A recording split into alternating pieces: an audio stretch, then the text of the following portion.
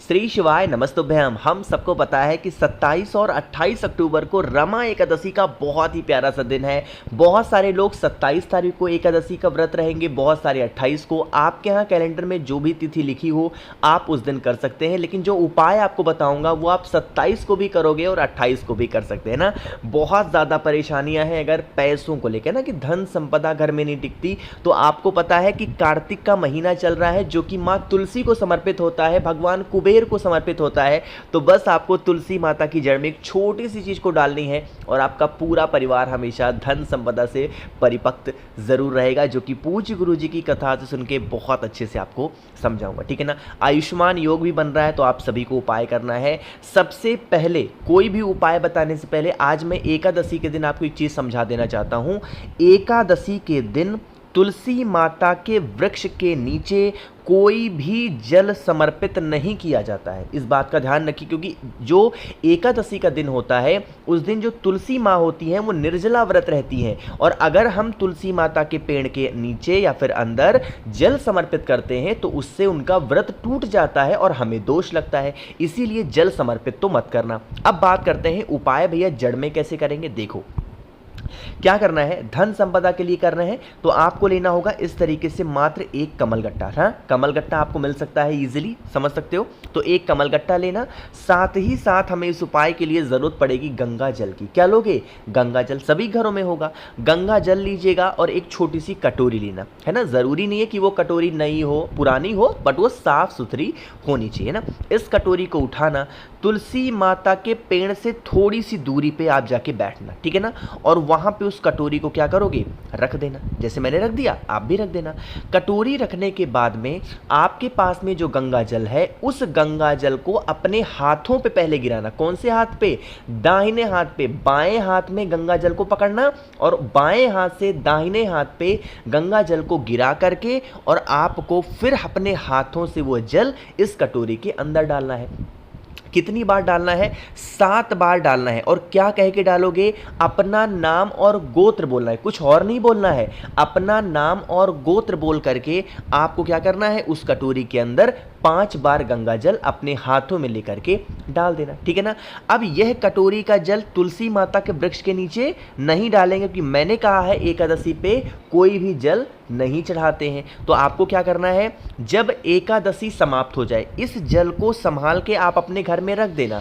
जब एकादशी समाप्त हो जा करके उस जल को ओम नमो भगवते वासुदेवाय का स्मरण करके तुलसी माता की जड़ में कमल गट्टे के साथ में जो भी व्यक्ति आने वाली किसी भी एकादशी पे इस उपाय को करता है तो उनके घर में हमेशा धन संपदा बनी रहती है। कार्तिक के महीने में तुलसी माता की पूजन करने का बहुत बड़ा प्रावधान है। आप सबको मैंने जब नियम बताया था उसी में आपको मैंने समझाया था, है ना। तो आप सभी को एकादशी पे धन संपदा का ये उपाय जरूर करना। अब यहाँ पे डाउट होगा भैया सुबह करें या शाम को। कोशिश करिएगा यह उपाय सुबह 10 बजे से पहले करने की। अगर नहीं कर पाते हो तो भाई शाम को भी कर लेना, बट पहले कोशिश करना 10 बजे से पहले करना, ठीक है ना। चलो आगे बढ़ते हैं। अब इस वीडियो में हम लोग अपने दूसरे उपाय की तरफ, और ये जो दूसरा उपाय है ये भी आपको एकादशी पे ही करना है।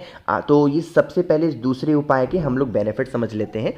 जैसे आपकी फैमिली में अगर कष्ट बहुत ज़्यादा है किसी भी चीज़ को लेकर के, चाहे वो धन को लेके, व्यापार को लेके, नौकरी को लेके, या फिर आपकी कोई ऐसी मनोकामना है जो बहुत दिनों से अधूरी है, तो भी करिएगा, ठीक है ना। इसके लिए हमें बस 2 चीज़ों की ज़रूरत पड़ेगी। एक तो आपको इस तरीके से लेना है तांबे का लोटा। हमें इस उपाय में तांबे का ही लोटा लेना। तांबे के लोटे में आपको क्या करना है, जल भरिएगा और जल के अंदर क्या डालेंगे, कार्तिक मास का स्नान दान का दिन चल रहा है तो आपको गंगा जल जरूर डालना, ठीक है ना। गंगा जल डालने के साथ में आपको एक कमलगट्टा लेना। ध्यान रखिएगा इस उपाय में कमलगट्टा जल के अंदर नहीं डालेंगे, ठीक है ना। फिर आप इस जल को उठाना, कमलगट्टे को उठाना, आपके घर के आसपास में कोई भी महादेव का शिवलिंग है, चाहे आप अपने घर पे भी कर सकते हो, मन है मंदिर में करो, मन है सुबह करो, मन है शाम को करो, कभी भी कर सकते हैं। नियम समझेंगे। जो आपके जीवन के कष्ट हैं, अपने कष्टों के स्मरण करते हुए जो एक कमलगट्टा है पहले उसे महादेव के शिवलिंग के ऊपर रख देना। कमलगट्टा रखने के बाद में जो कलश आपके हाथ में है तांबे के लोटे में, अब उसका जल हमें समर्पित करना है, ठीक है ना। अब सॉरी, अभी आपको सिर्फ और सिर्फ श्री शिवाय नमस्तुभ्यम का जप करके समर्पित करना। जब जल आप समर्पित कर चुके तब आपको 3 बार बोलना है इस रमा एकादशी पे। क्या बोलना है आपको मैंने पहले भी बता रखा है, हमें बोलना है स्वधा। क्या बोलोगे? स्वधा स्वधा स्वधा। इस सुधा का स्मरण 3 बार आपको जल चढ़ाने के बाद में कर लेना है। आप व्रत हो एकादशी का या आप व्रत नहीं हो एकादशी का, आपको पूरा फल मिलेगा। सिर्फ इस उपाय को 3 बार आपको स्वधा स्वधा स्वधा बोलना है। जब आप ये सारे स्वधा वाले काम कर लें, फिर यहाँ पे जो जल नीचे गिर रहा है, यहाँ पे जो जल लगा हुआ है जलाधारी पे, यहाँ पे अपने हाथों को रख करके महादेव को देख करके जो आपकी कामना है, जो आपकी विनती है, अगर आप इस एकादशी पे इस उपाय को कर लेते हैं तो कभी भी जीवन में आपकी फैमिली में, आपके घर में कभी कोई संकट नहीं आ सकता। पूरा परिवार आपका खुश रहेगा। ठीक है ना? तो यहाँ पे हम लोगों ने 2 उपाय की बात कर ली है। आगे बढ़ते हैं अब इस वीडियो के हम लोग अपने तीसरे उपाय की तरफ। लेकिन तीसरा उपाय बताने से पहले एक छोटा सा बात आपको समझा दूं कि दीपावली तक जो ऑफर चल रहा है अभी भी वो वैलिड है। 7 मुखी रुद्राक्ष या 9 मुखी रुद्राक्ष, इनमें से कोई भी एक रुद्राक्ष लेने पे आपको 5 मुखी रुद्राक्ष फ्री दे रहा हूं, प्लस कमल गट्टे की माला आपको फ्री दे रहा हूं, प्लस महादेव को समर्पित करने के लिए भस्म फ्री दे रहा हूं, और प्लस एक चीज मैंने और जोड़ी है इस बार, वो है 3 मुखी रुद्राक्ष आपके बच्चों के लिए, जो कि बहुत अच्छा होता है। तो अगर ऑफर का लाभ उठाना है तो मुझे मैसेज कर सकते हैं 9005643345। ये मेरा व्हाट्सएप नंबर है। कैश ऑन डिलीवरी भी अवेलेबल है, आप चाहो तो पहले पेमेंट भी कर सकते हो। ठीक है ना? अब बात करते हैं उपाय की। देखो, ये जो तीसरा उपाय ना स्पेशली सिर्फ और सिर्फ होता है किसके लिए?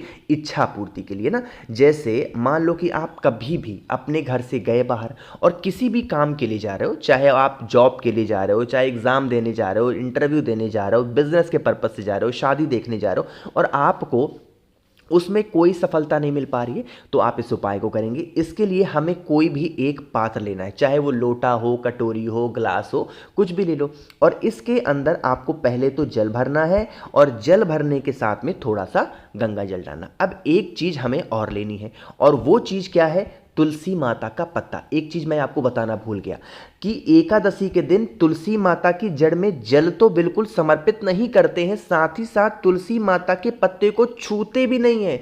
इस चीज का भी ध्यान रखिएगा। आप परिक्रमा कर सकते हो तुलसी माता का, आप दीपक प्रज्वलित कर सकते हो उनके पास में, लेकिन आप उन्हें टच नहीं कर सकते, क्योंकि अगर आपके छूने से एक भी पत्ता नीचे गिरता है तो उससे आपको दोष लगता है। तुलसी माता का पत्ता तोड़ना नहीं, लेकिन हमें इस उपाय के लिए चाहिए 11 तुलसी माता के पत्ते। अब मिलेगा कहां से आपको?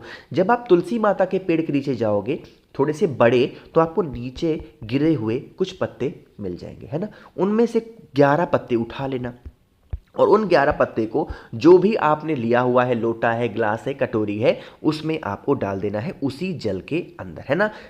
डालने के बाद में इस कटोरी को किसी कपड़े से ढक देना, और ढकने के बाद में आप इस कटोरी को उठाना और किसी भी, कहाँ पे जाओगे? देवता के मंदिर में। एक देवता के मंदिर को छोड़ करके किसी भी देवता के मंदिर में जा सकते हो, और वो है भगवान शिव।